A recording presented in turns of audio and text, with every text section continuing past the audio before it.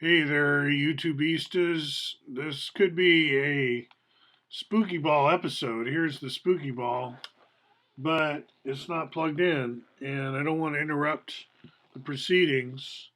So think of it as a wannabe spooky ball episode, and I'm going to do what I often do is look at my blog, Grain of Sand, where I'm talking about a more recent video where I intersect my scenario with that of C.S. Lewis. And a lot of what goes on in this YouTube channel is I talk about my relationship to different thinkers. So, like Marshall McLuhan, Ezra Pound, Bucky Fuller, Kenneth Boulding, Richard Rorty, Walter Kaufman. That may sound like all males. So Dawn Wicca was my wife. I should talk about her more, and that will happen. So back to YouTube, I've been studying Golang, which is not really the name of the language. The language is by Google, the company.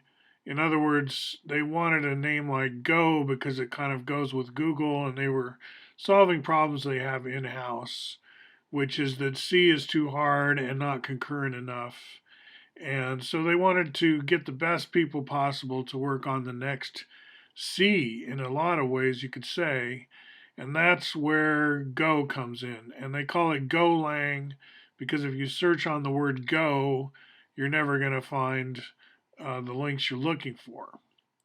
So Golang is a very interesting language. And as a Python teacher, I encourage people to do a front burner and back burner language or two. So keep, like, if you're learning Python, have that be front burner because that's what you're learning, but put Go in the background or maybe Clojure or Rust.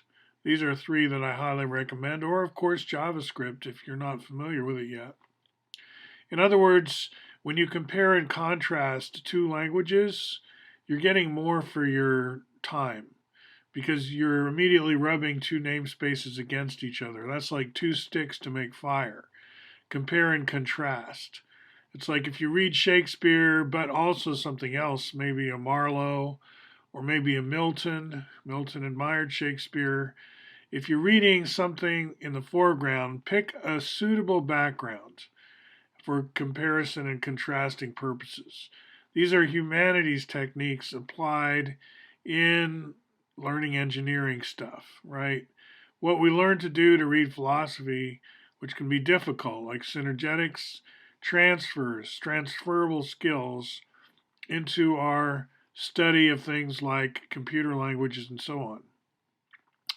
You'll see I'm also interested in contemporary politics. I do participate and I have videos about how, as a geek, using social media, you can, make your views known, find your friends, do your YouTubes, do your Facebook, whatever. And I try to show how that can be done in a simple, easy, non entanglement producing way. In other words, you don't have to get all bent out of shape.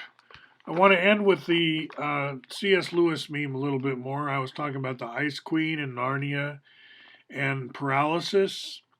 And I think the insights you get from this, um, I often mention these books by Maurice Nicole, which I don't have a lifelong familiarity with. I came to these rather recently, and they're not that recent. I'm not saying they're recent, but I came to them recently. And where they fit into my life as a puzzle piece is I'm a big student of what's robotic about life. What's sort of just runs, right? You don't need, because I'm a coder, a programmer, my whole job is to get things to run without conscious intervention. Conscious intervention is an expensive commodity.